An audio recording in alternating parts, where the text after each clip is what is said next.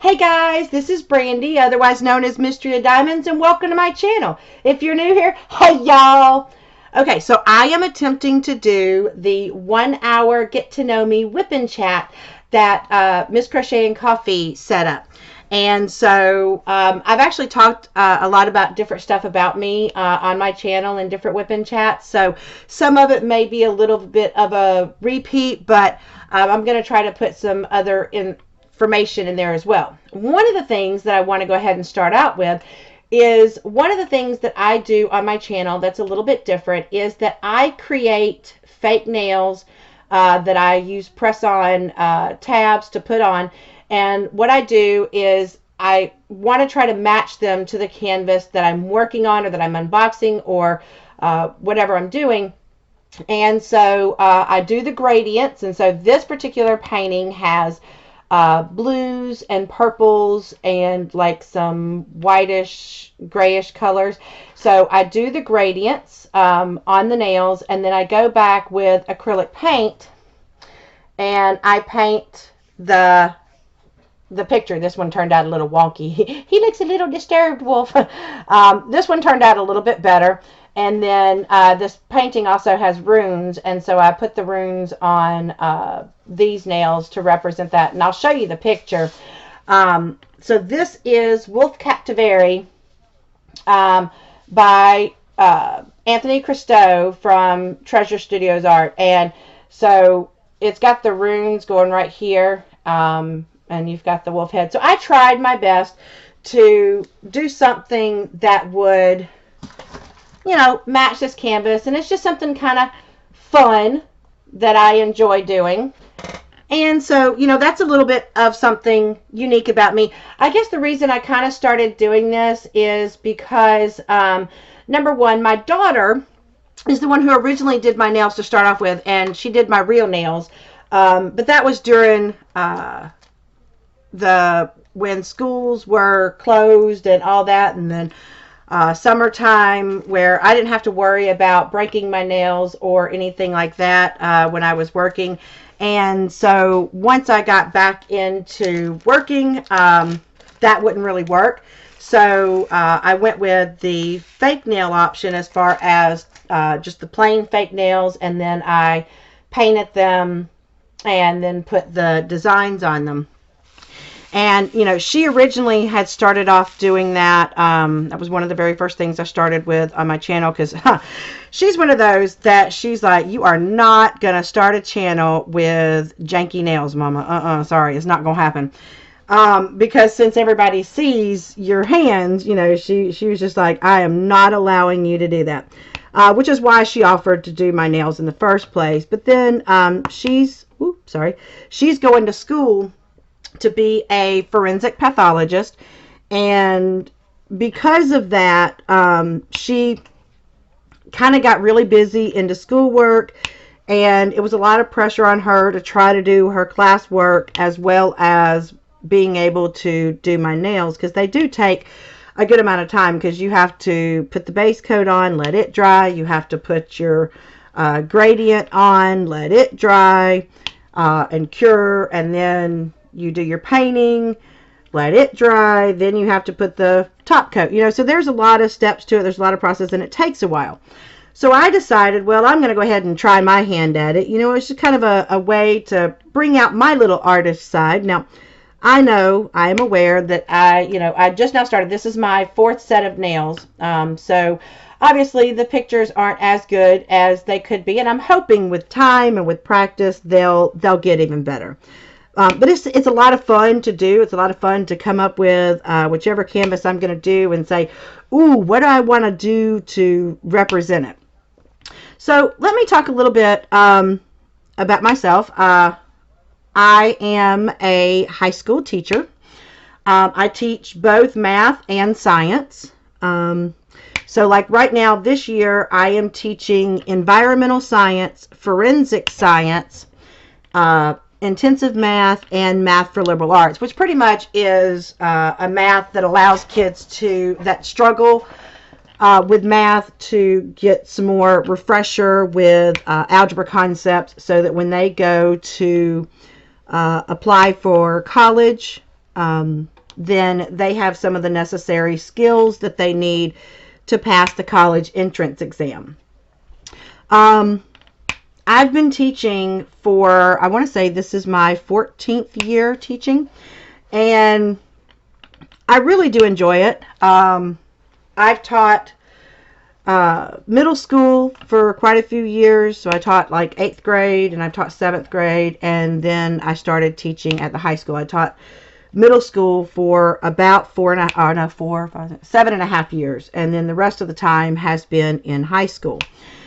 And I'll tell you, there's not a ton of difference, honestly, in a lot of the behaviors you see, or how kids react to different things in middle school versus high school. I think the only difference I've seen so far is that when you're getting them, especially 7th grade, with 7th grade, they're kind of testing out the waters, testing the boundaries to see what they can get away with.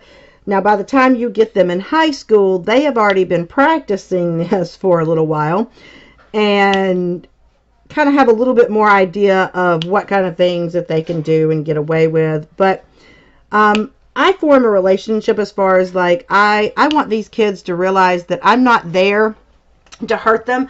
I'm there to help them learn. I'm there to get them to the goals that are needed and make them productive members of society, and that I really honestly do care about them. So most of them are pretty receptive to that. I am married. I am married to my sweetheart. And I would say he's my high school sweetheart, but he's not. I actually met him when I was 13 years old. And we're both the same age. And then we kind of went our separate ways, and then came back together at a later date. Now, I do have a WIP and chat where I actually talk about how I met my husband, and our whole beautiful little love story, because I always joke with my husband that it's kind of like a fairy tale, and I'll tell you a little bit of a brief version about it, I guess. When I met my husband, like I said, he wasn't my husband at the time, obviously. I was 13, he was 13, and we were both in karate. Now, I was only, at the time that I met him, I was only a yellow belt in karate, and he was a black belt. In fact, his whole family was black belts. And so I met him at a tournament. At the time, we didn't live in the same state, because I am originally from Alabama. I live in Florida now. My husband, boyfriend at the time, lived here in Florida. And so the only time we got an opportunity to see each other was at karate tournaments. And luckily for us, karate tournaments happened at least once a month. So we got an opportunity at least once a month to see each other. We would call every so often to talk to each other, but mostly we waited to see each other at the tournaments. Then, of course, life happened. I ended up getting out of karate. He ended up getting out of karate. And it's not necessarily that we broke up. We didn't break up. We just kind of drifted apart. Now, the thing is that I never forgot about him. And in fact, when I got to be 21 years old, he had called, because what I didn't know is that he was keeping tabs on me with my mom. And so my mom let him know where I was living, the phone number, and he'd actually called, and he had said, I'm because he was in the Navy at the time, and he said, you know, I've been down here visiting my family, and I'm going to be coming through Alabama on my way to Virginia, and I'd like to get an opportunity to see you. And see, the thing is that I was dating actually two people at the time, because it wasn't like they were sort of serious. I mean, as far as that, they both had wanted to make it serious, but at the same time, one of them that I was dating didn't want to let go of the other person they were dating at the time.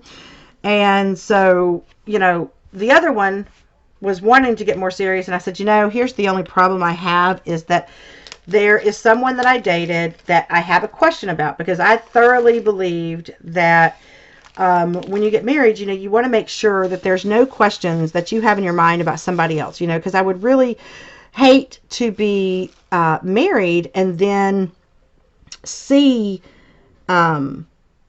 this person and, you know, think to myself, oh my gosh, you know, I still have feelings for this person, and then I'm married. So, you know, I told the, you know, them that, listen, I need to get some questions answered. I need to be able to see him and find out if there's anything still there. And so they understood, and I went, sorry, I'm looking for this color real quick, because these things, yeah, sometimes I'll think I have all the colors, and then I don't. So anyway, sorry. You know, and I want it to be sure. So I went to Virginia.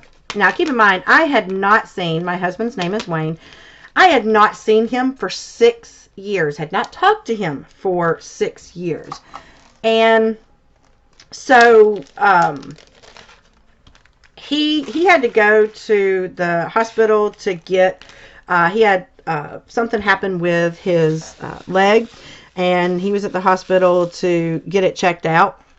And so he had one of his Navy buddies to come pick me up from the bus station.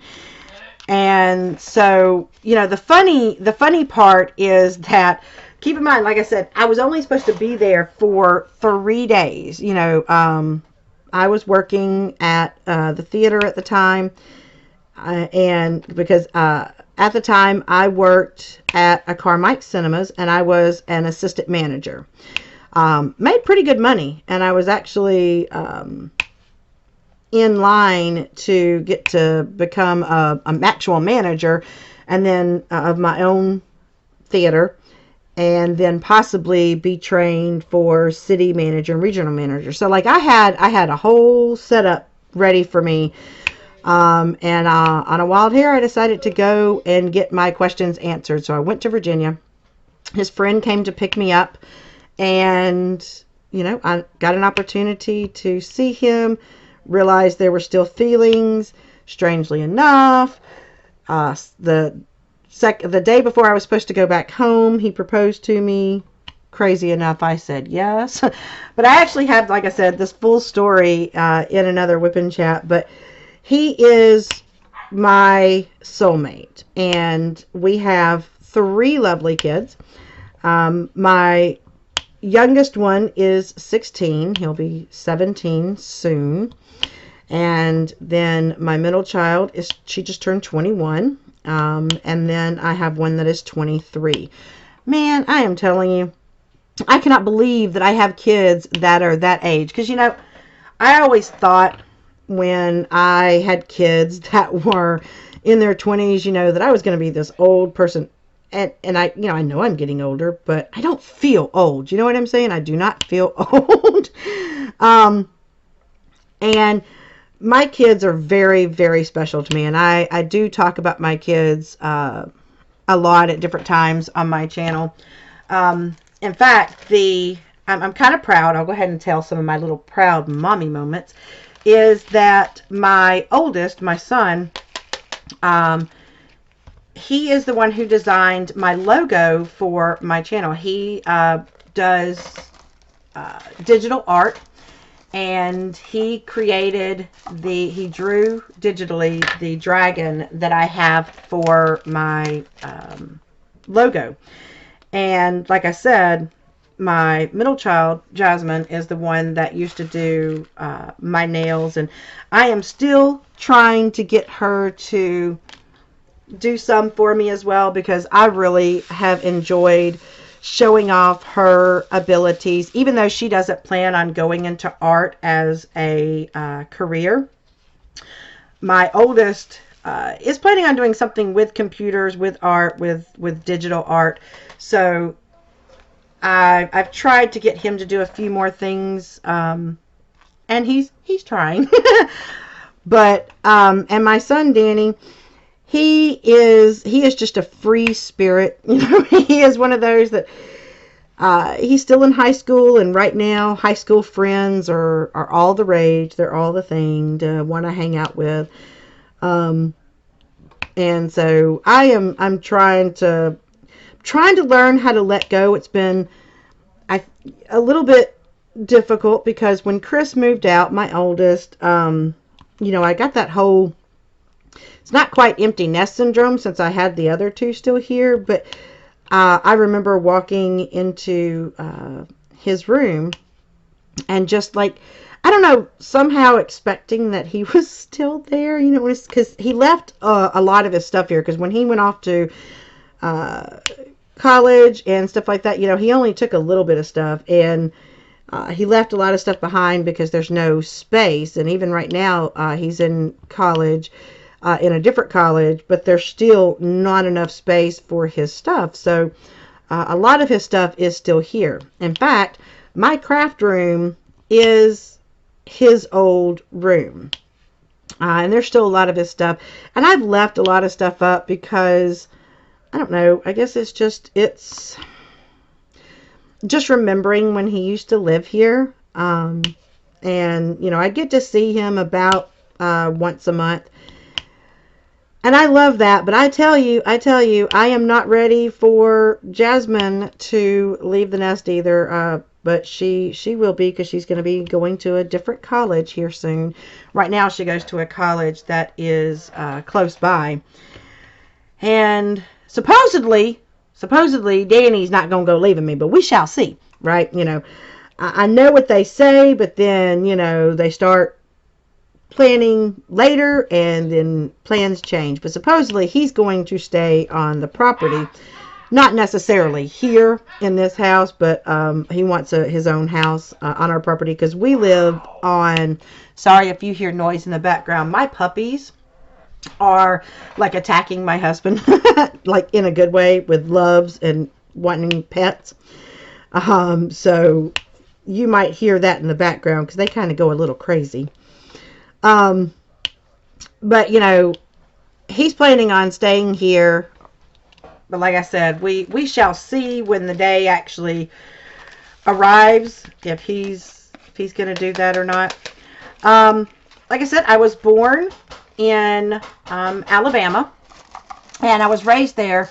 I stayed there until I was 21, when I moved to Virginia to get married to my husband, and then we moved here to Florida because we decided that where I'm from in Birmingham was there was a lot of crime rate and whatnot, and my husband just really wanted to be close to his family, and he said, I promise you'll love Florida.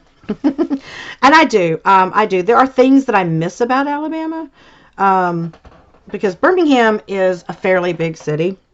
Now, I know it's not as big as Atlanta or anything like that, but it's a large enough city that you don't really miss anything. You can get on the interstate and you can get to just about anything. The Galleria, stores, anything you could name. There's so many things that you can just get on the interstate and go to.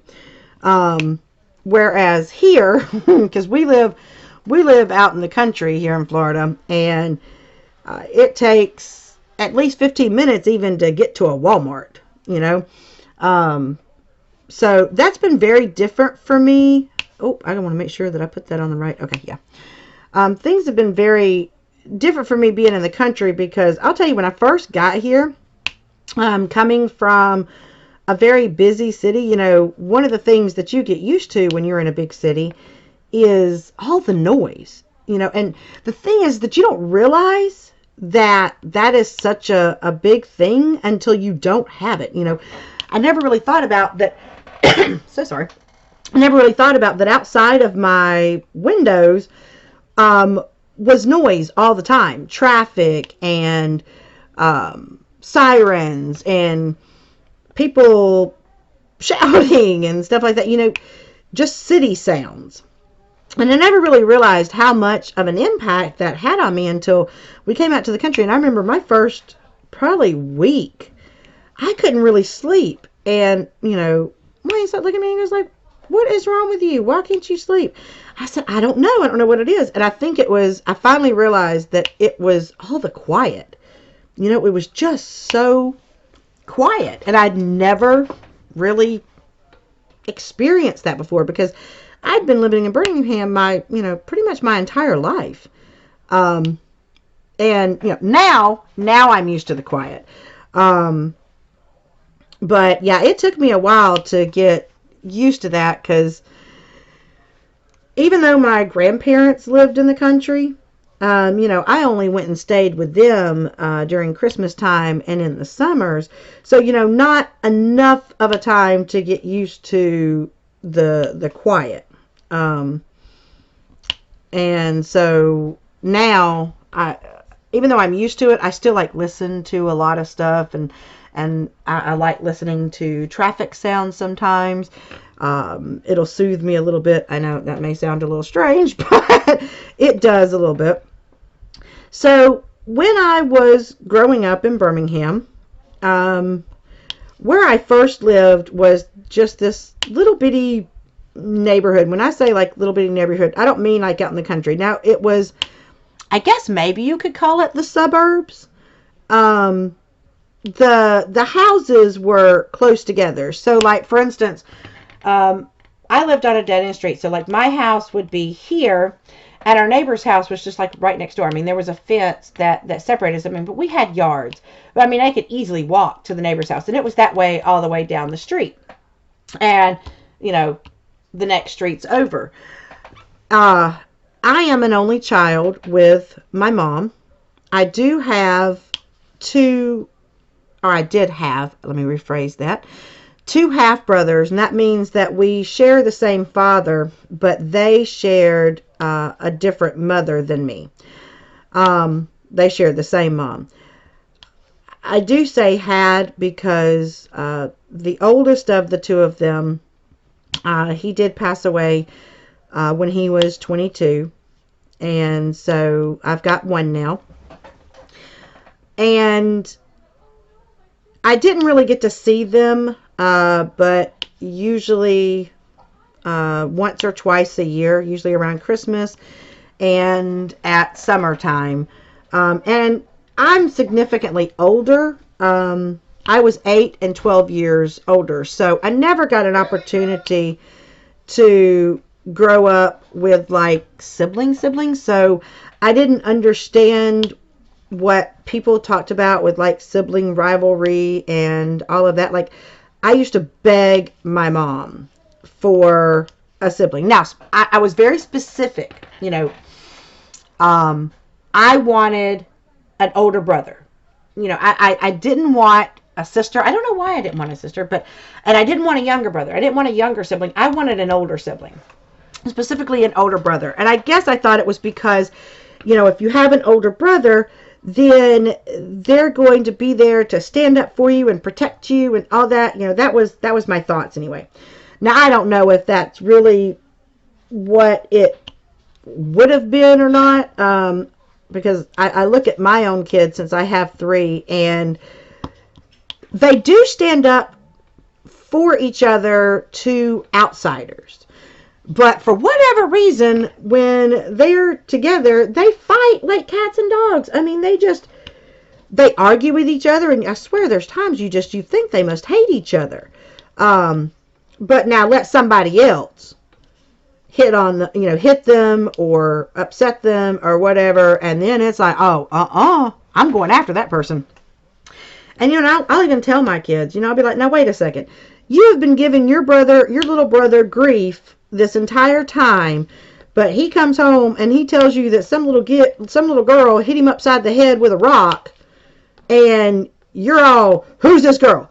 Let me go see her. Let me go have a conversation with her. And I'm like, you hit your brother all the time and you call him names and everything. And literally what my kids tell me is they say, we can, but nobody else can. So, I never got to experience that growing up since I was an only child. Part of being an only child is that, you kind of have to take up for yourself because there's not really anybody else there to take up for you.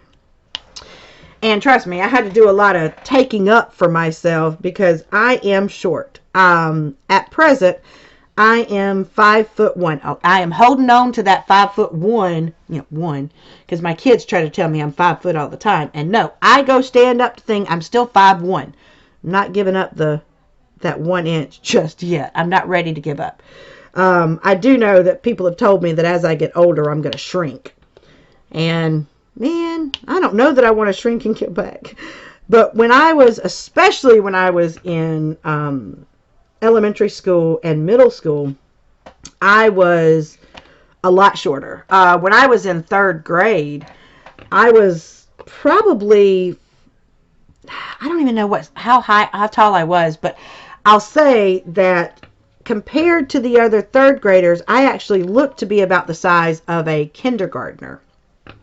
And the reason that actually sticks out in my mind a lot, that I was the size of a kindergartner, was because there was this one time that I was in the lunchroom. I was in 3rd grade, and it was our time to go to lunch. And I'd just gotten my food, and I just sat down to eat. And this teacher comes up to me, grabs me out of my seat, and at the time that she grabbed me out of the seat, it actually knocked my plate to the ground. And she starts shaking me, and she's like, what do you think you're doing? How dare you be in here? And I'm so confused. And I'm like, because this is my lunchtime, excuse me. And she's like, don't you dare say that. No, it's not. It's not your lunchtime. How dare you? You've already had your lunchtime. And I am so confused because I don't understand. I didn't know if this woman had Alzheimer's or what was going on, because I didn't know this woman at all. So my teacher sees this, and she comes up and she's going, what are you doing to my student? And that teacher looked at my teacher and said, this isn't your student. This is some little kindergartner who thinks that she's going to get away with eating lunch multiple times. And my teacher folded her arms, went over and said, you're going to let my student go? I think that I should know who's in my classroom and who's not. This is a 3rd grader. And the teacher finally backed away, and she's like, I'm sorry, she looks like a kindergartner. And at that point, I looked down at my lunch, and it's all over the floor. And I was on free and reduced lunch at the time, but they'd already given me lunch. So I'd already paid my little credit. I wasn't going to get it back. But luckily the lunch ladies saw what had happened, and they felt really bad for me. So they made me another plate, and I was able to eat. But yeah, I was constantly mistaken for a younger kid because of my height. And that actually still follows me around a little bit. Because like I said, I teach high school. Now, these high schoolers, I'm 5'1", so these high schoolers are, some of them, really, really tall compared to me. So I'll be walking down the hallway, and, kids aren't really paying a whole lot of attention in the first place. Because, I don't know, right now, everybody's all about their cell phones and looking at their cell phones and talking to their friends. So they'll walk right up beside me and not even realize that they're walking next to a teacher, because they're like looking over the heads, and my head is small, or short, and they're not even realizing that they're talking next to a teacher. And some of the stuff they say, oh yeah, let me just tell you, not that I'm going to tell you some of the stuff they say, but yeah, let's just say, use your imagination. High school kids today, that when I go excuse me, they freak out and realize that the conversation they were having was probably not one that they wanted a teacher to hear necessarily. So yeah, that's actually happened a lot of times, including me hearing things that they're talking about with my class, like, oh, I don't know, we're having a quiz today. You want the answers? Yeah, things like that. Um, and so, needless to say, they get a little freaked out. Oh, I wasn't really going to use answers. I was going to see. No, I don't want any answers. What are you talking about? And it's kind of funny to watch when they get caught. I love hearing different little excuses. Because I'll tell you, they are very creative, and I try not to outwardly show that I think it's funny, because then that just kind of eggs them on. But yeah, they can get very interesting with their stories. So like I said, I've always been short, and as a short person in elementary school, I got picked on. And like I said, I didn't have siblings to back me up, so I had to defend myself. And so I did what I had to, and finally, it got to the point where people wouldn't really mess with me anymore, which was a good thing. But I also did have a lot of, okay, why will this not stick down on this canvas? Okay, there we go. I had a lot of friends that also stood up for me as well. But like I said, I got used to defending myself. And I think that's one of the reasons why when I was 12, I started karate, was because I wanted to be able to, I had a feeling, I'm going to be short my entire life, so I might as well be able to defend myself, which was the whole purpose of me starting karate in the first place. And like I said, I had a blast doing karate. I did get back into it for a little while, but then after having kids, kind of had to get back out of it. And so I have dealt with being short. Now, one of the funny things about being short now is that my husband is tall. He's about 5'11", 5'12", something like that. And with me being as short as I am, sometimes if he gets chocolate, he'll try to put it up in the top of the cabinet, I guess expecting that I'm not going to get it. But look, let me tell you something. If there's chocolate and it's on the top of my cabinet, I will stand up on the cabinet. Like, I will climb up. I have a little step stool. I'll climb up. I'll stand on the counter, and I will get that chocolate. So I'm not sure exactly why he thinks he's going to hide it from me being up there, because I will climb on a counter. I like my chocolate, and I'm not going to be denied because it's up in a higher place. I've even had students try to hide stuff from me because of the fact that I'm short and they think that I can't reach it up there. But yeah, I know how to get on cabinets. I know how to get up there. When you're short, you figure it out. Trust me. And so my elementary school experience was fairly good. And when I went to junior high school, now here in Florida, they have a middle school system, which is where you go to elementary school for first through fifth grade. I think, yeah, first through fifth grade. And then sixth through eighth grade, you're in middle school. And then ninth through 10th is high school. But where I came from, we had elementary school was first through sixth grade. Junior high school was 7th through 9th grade, and high school was 10th through 12th. So when I was in junior high school, the oldest were the freshmen, so I never got to experience that, I guess what they call it, like the freshman wedgies or freshman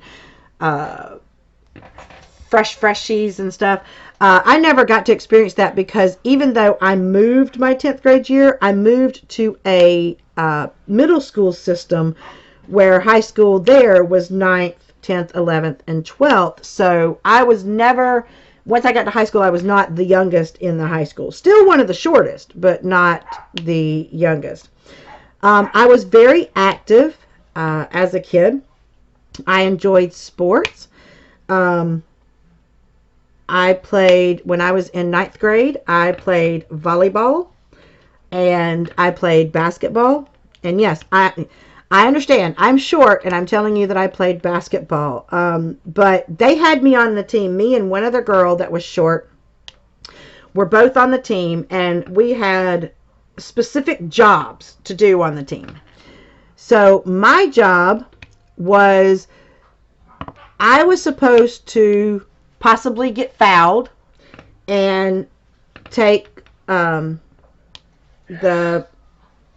penalty shots, and I'm trying to, the free throws, thank you. Ooh, goodness gracious, my brain. Free throws. So I practiced it when we had practice. Yes, I would run plays and stuff, but she also would spend a certain amount of time with me practicing my free throws so that anytime I got fouled, I would have an opportunity to have a better chance of making those baskets. And so the reason why I say that I would get fouled a lot is, being as short as I was, one of the rules, at least at the time that I played basketball, one of the rules was that you were not supposed to cover the head of a player. So like, picture this is me, and if the girl is blocking me, right, if she tipped her hand over my head like this, covered my head, then it was considered a foul. Well, being as short as I was, a lot of them couldn't help but to kind of lower their hands some, and sure enough, foul was called, and I got my free throws. I wish I could say that that was as bad as it got, but eventually the other coaches got really mad because there was one game that I managed to make 32 free throws. Okay, so I scored 32 points for our team just in free throws because of how often they fouled me. And you could hear this coach getting really, really mad and aggravated, right? And she's like screaming at her players going, just stop covering her, just stop blocking her, just leave her alone. And then my coach would go, all right, cool, so they're going to stop blocking you, so now I want you to run this play. Because the other part of my job was, we had a star player, and so all of us, we were to get the ball to her, and she would score. You know, she was good, y'all. She was good. And so that would leave me open, and now people were not blocking me, so I could easily get it to my person, our top player, and she could score. Well, then that would make the coach mad. And so the coach would start screaming again and say, block her, block her. And eventually we actually heard the other coach, because she was not quiet, y'all. She was not quiet at all. We heard the other coach yelling at the players, you know what? If you're going to foul her, make her know she's been fouled. So from that point on, they would foul me by literally knocking me down.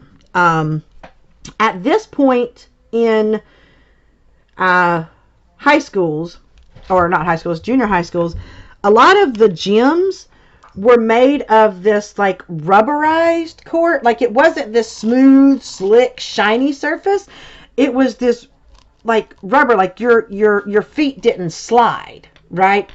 And so when I would get knocked down, I'd hit on my knee and I'd go sliding somewhat with my skin being left behind. So I got a whole lot. I've got scars to share, as like what I call them my battle scars, because I battled in basketball, and that was my little thing that I got to take away, was those scars. But we ended up I only played for that 1 year, but we did end up going to the state championship.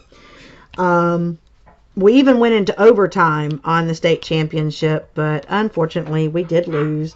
That was really difficult, but at least I could say that we made it to the championships, right? So we couldn't fault ourselves too much for that. We had played good, and that just happens sometimes. You try your best, and it is what it is. So, yeah, I was very active because volleyball, basketball, and karate, and I also, when I was younger, I used to do gymnastics, and I have a story on my channel.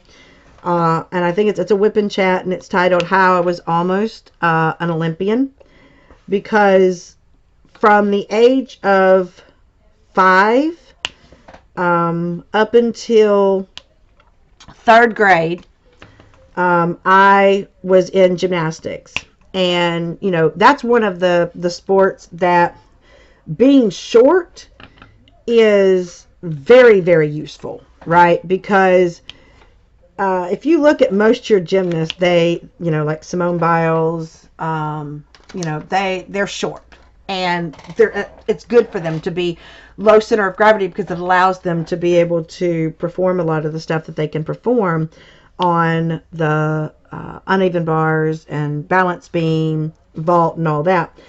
And so my coach saw that I had some potential, and so she used to make me stay behind and give me extra training, right? My mom was a single mom, so she did not get an opportunity to take me to gymnastics meets, but my coach really wanted me to go to meets to get experience and just to see how I would do, because like I said, she put in a lot of time and effort for extra training, and she didn't charge my mom any additional money, right? She just she did it just because she thought that I had potential. And then when she left to go get another job at a different school, a higher paying job, and when we got our new coach was not interested in taking us to gymnastics meets. She wasn't really interested in keeping us competitive. And so my mom, and she actually charged like twice the amount that my old coach charged. So my mom just couldn't see the point in paying this money to keep me in gymnastics when I wasn't going to be able to go compete and all that. So she actually took me out of gymnastics. And so my 4th grade year, at that point, I'd already been out of gymnastics for a year. And just in case you don't know, when you're in competitive gymnastics, especially at such a young age, your body develops certain muscles, but when they're not being trained on a regular basis, your body starts developing other ways, and you lose a lot of the abilities as far as muscle wise, and it's very, very difficult for you to be able to get back into that condition. So keep that in mind when I hold on, I just realized. Whew, okay, so sorry. I thought somehow I had accidentally put the wrong color down earlier, and actually I did. Oh man. Okay. Well, see, fixing to tell you another fact about myself. I have dyslexia, and so yeah. When I was putting these down, M's, I put them on the W's. And I just realized when I grabbed these W's and looked down that all I have left are M's. And this is I go in order of the numbers.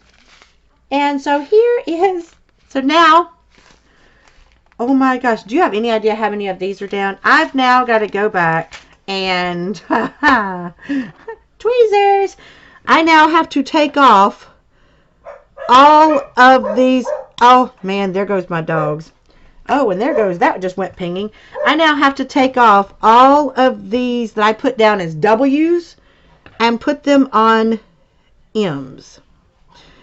I don't know if anybody has ever experienced that before. That's the one pain about having dyslexia, is when you mix up numbers or reverse numbers or even upside down numbers. And with it being later on in the day, yeah, that happened. And the reason I'm not taking them and putting them back in the bag is because when I do, it seems like the sticky that's on the canvas will stay on them, and then they go stick into all the drills. So I'm just going to go through here and take them off of the W's and put them on the M's, and then I'll put the W's on.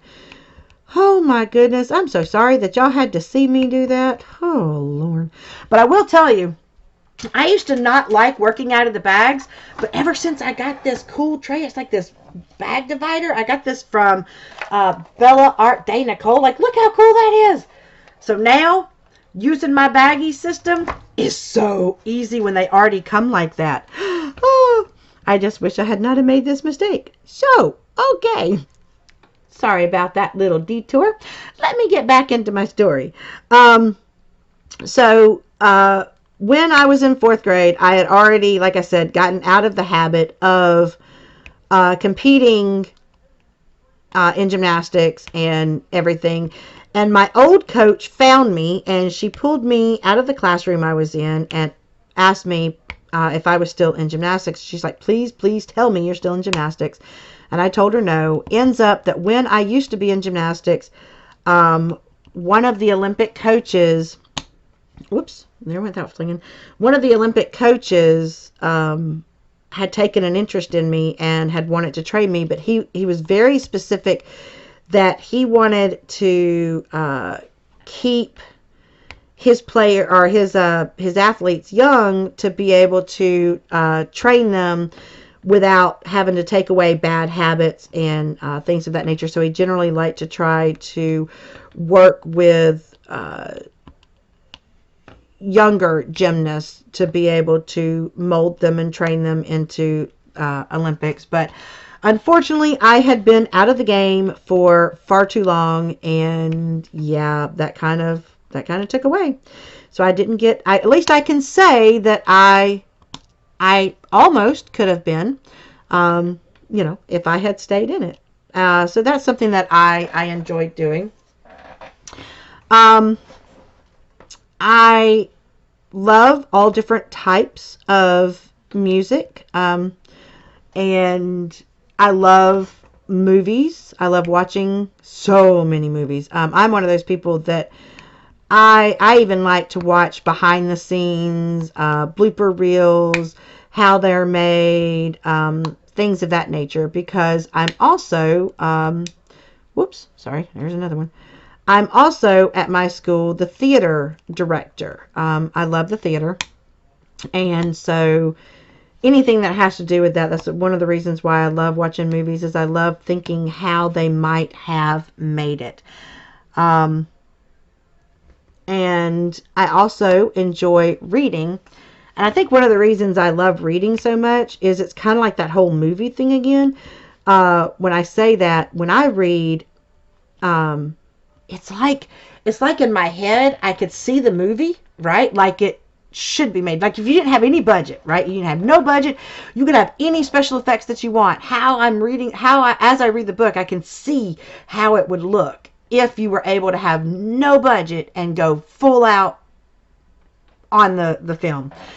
So that's one of the reasons I love reading, is because it gives you a chance to break away from the real world and jump into somebody else's world. Whatever problems you're having, you no longer have to think about those for just that little bit that you're reading a story. So yes, I love to read. I really wish that I was better at coloring, because so far my crafts, I've tried a lot of different crafts, but I'm good at cross stitch, diamond painting, crocheting. I've now gotten into miniatures. Oh my gosh, y'all, I love my little miniatures, because I used to make model cars younger. But I have watched all these different channels that do coloring, and I am so envious of them when it comes to their shading, because I've tried I can shade when it comes to color pencils, but I am not great at shading with markers.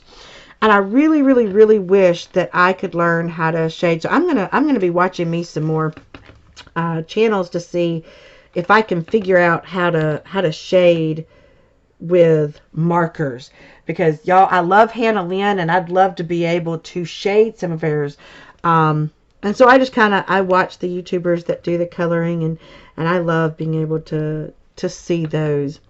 Something else about me is that I have always been a little bit of, I guess you could say, a tomboy. So I was never one that was very into wearing dresses and frilly things. I was more of a climb the tree and hang out in the tree. In fact, when I got one of my best bike gifts that I can remember was, I remember asking for a BMX bike because they had just come out, and my mom's like, that's a boy's bike. And I said, I don't care, I want that. Like, that's the cool bike, that's the bike to get, right? And I was actually the first one on my street, or the other 3 streets around me, that had a BMX bike.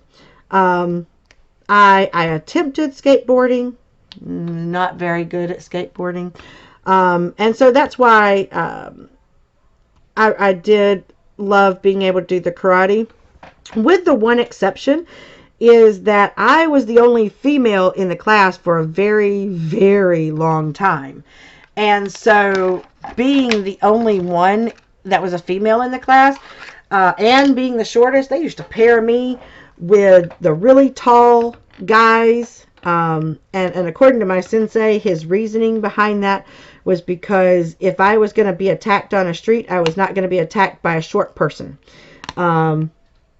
Generally speaking, I was going to probably be attacked by someone taller than me, and I had to learn how to defend myself against someone taller. So yeah, go figure. And I've done all kinds of different jobs. I did not always want to be a teacher. Actually, I used to want originally to be a marine biologist, because sharks are, I love sharks. They are like probably one of my favorite animals. I fell in love with them when I went to SeaWorld when I was probably 5 years old, and I saw my very first shark, up close. And I fell in love with them. I thought, how majestic are these creatures? And so from the age of 5, I started like reading books about sharks and watching stuff about sharks. I was really into Jacques Cousteau. And in fact, that's one of the reasons why I wanted to be a marine biologist. I wanted to be like Jacques Cousteau. And so I had that dream all the way till I was in college. My major was actually going to be marine biology, up until a professor of mine who had his doctorate, his PhD in marine biology, and he was teaching, and he pretty much talked me out of it. He told me that they're really the top paying jobs in marine biology are with the government, and the government's only going to go to the top schools and the top students in the top schools, and that the school I was going to was not a top school, so I was pretty much wasting my time trying to go into marine biology. Now, guys, as a teacher myself, that really shocks me now that I'm older, because I could never imagine discouraging a kid from wanting to be into a subject, and now kids don't want things like that. They want to be, a basketball star, a football star, rap star, music star, or, movie star. That's the kind of stuff they want, or a YouTube star. And so theirs are not really a lot of them are not like marine biology or doctor or whatever. You still have some of your doctors and lawyers and stuff like that the kids want to be, but not as much. So that teacher actually discouraged me from going into marine biology. And then after I had my kids is when I realized that I wanted, because I was also going to possibly be a forensic pathologist, until I realized when I came to that decision and I was working on that decision, I had my first child and realized that if I went through all that training and all that school, I wouldn't get to see my kids very often, and I didn't want to be that type of parent. I wanted to be the type of parent who went to the school recitals and went to the school plays and watched my kids if they were in sports or whatever. And I wanted to be there for them. That meant more to me than even going into a field that I knew that I would love, because it would take me away from my kids. That just wasn't worth it for me. And so that's actually how I ended up into the field of teaching. Now, do not get me wrong.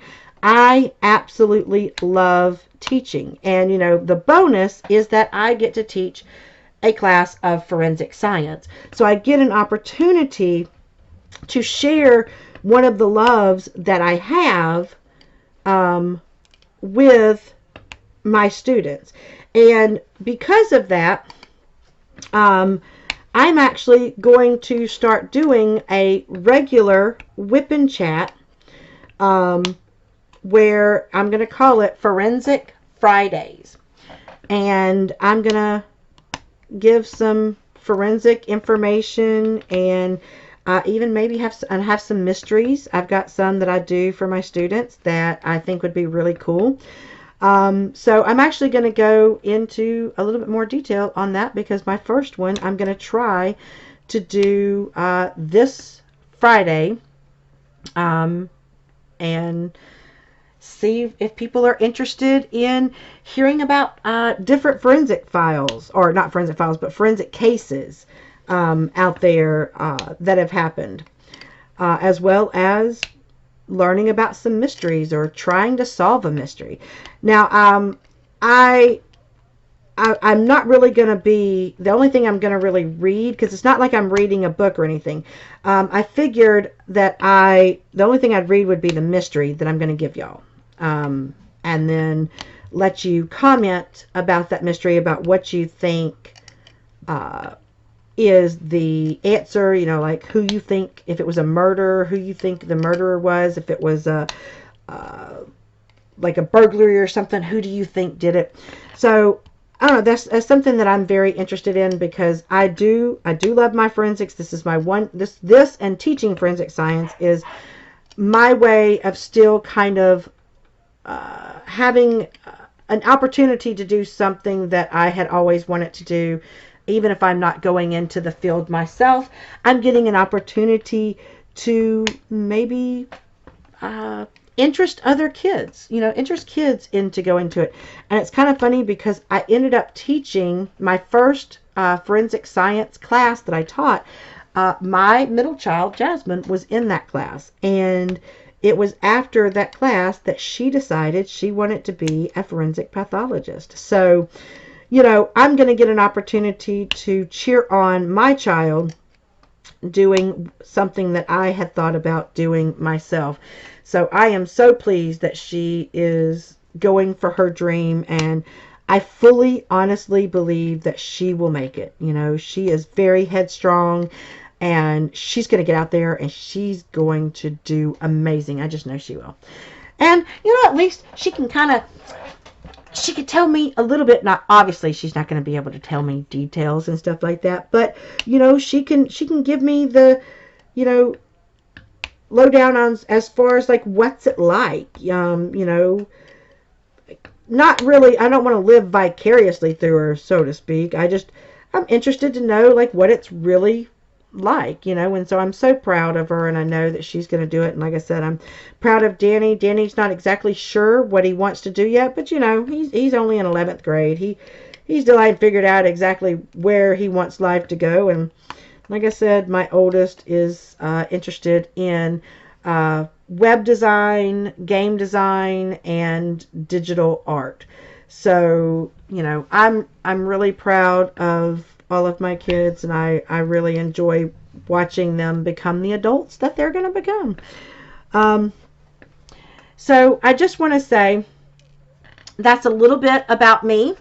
Like I said, if you want to know more about me, I do have other WIP chats where I go into, on my channel, into more specific stories, like a little bit more detail on some of the stories I've told you, and a few more. And there's going to be more stories that I'm going to tell you about things that I've done, or things that I'm doing, or some of the things that are happening in my life right now.